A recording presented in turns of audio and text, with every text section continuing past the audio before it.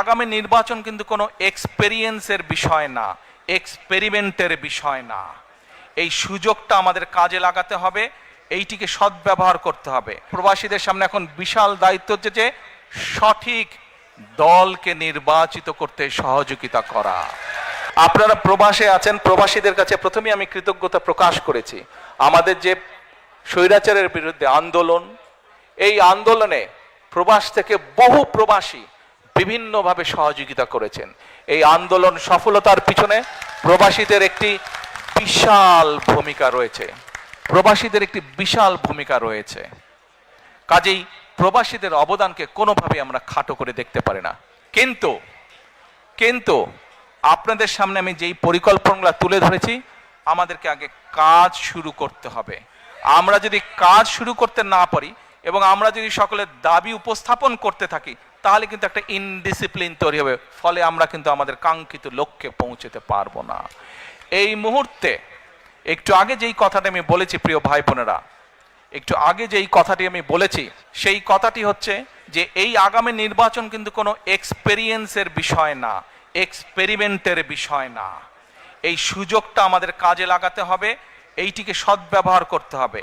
আপনাদের সকলকে, প্রবাসীরা যেরকম আন্দোলনকে গড়ে তুলেছেন বিভিন্ন সাহায্য সহযোগিতার মাধ্যমে, একইভাবে প্রবাসীদের সামনে এখন বিশাল দায়িত্ব হচ্ছে যে সঠিক দলকে নির্বাচিত করতে সহযোগিতা করা।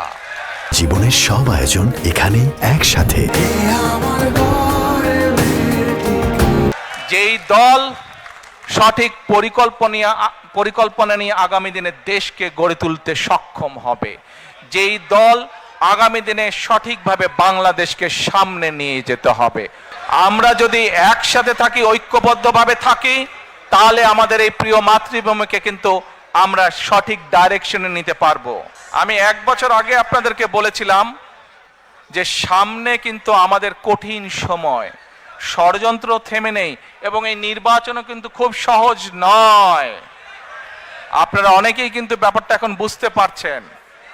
1 বছর আগে যা বলেছিলাম সেটা কিন্তু হচ্ছে এখন। আমি আবারও বলছি, সামনের সময় কিন্তু খুব সুবিধার না, কাজেই সকলকে ঐক্যবদ্ধ থাকতে হবে। ঐক্যবদ্ধ থাকতে পারবেন? ঐক্যবদ্ধ থাকতে পারলেই আমরা আমাদের এই যে পরিকল্পনা বললাম সফল করতে পারবো। ঐক্যবদ্ধ থাকলেই আমরা আমাদের প্রত্যাশিত বাংলাদেশকে গড়ে তুলতে পারবো। ঐক্যবদ্ধ থাকলেই আমরা বাংলাদেশের জবাবদিহিমূলক ব্যবস্থা গড়ে তুলতে পারবো।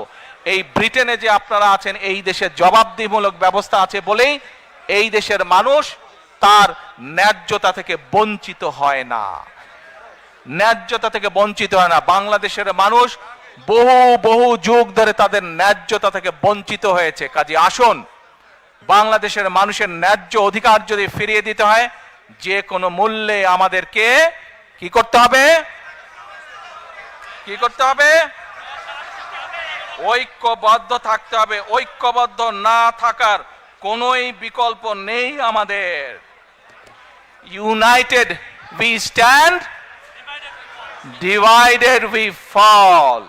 কাজে এই কথাটি আমাদের সকলকে মনে রাখতে হবে।